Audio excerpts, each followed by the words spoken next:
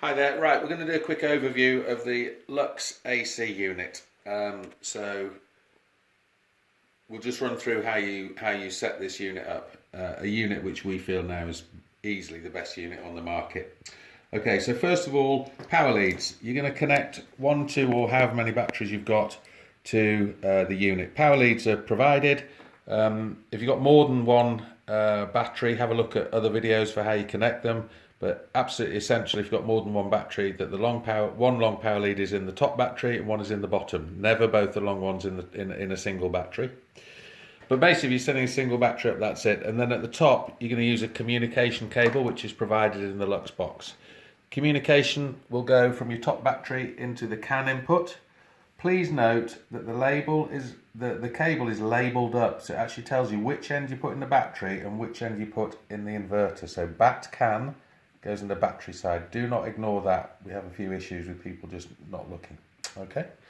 Then that cable, the communication cable, is going to go into the battery CAN input. Now you've connected the battery BMS to the controller unit. Okay. So we've got power leads connected. We've got the communication connected. The other part that you're going to connect is going to be the AC power. So you should be coming off the consumer unit of the customer's property.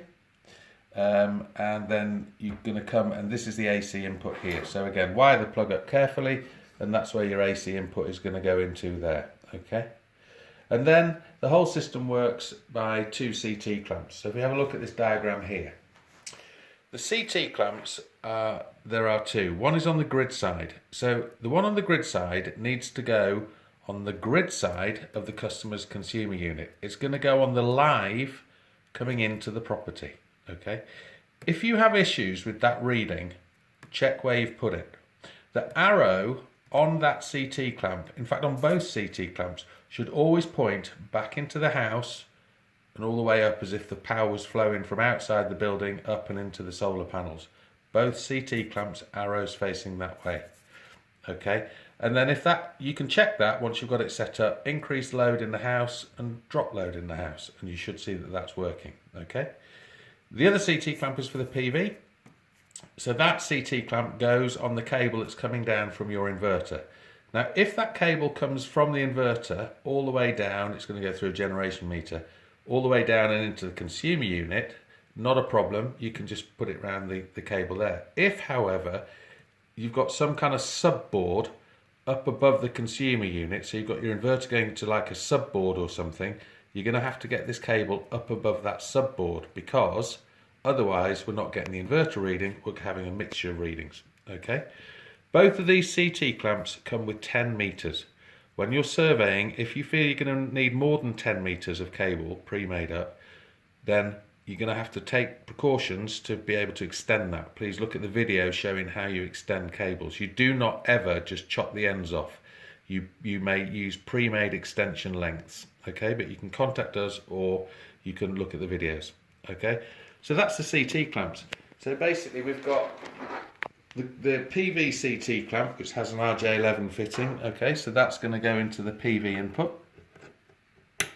Click it in, and then that's going to go all the way up. As you can see, there's an arrow on one side. It's a bit faint, but under where the clip actually shuts, there's an arrow there. So that is going to be pointing back in the direction of the solar panels. Okay, and then on the other side, we've got the grid CT clamp. Again, arrow's going to be facing back in, and that's an RJ45 fitting, which, as it's going from the grid, is going to go into the grid input.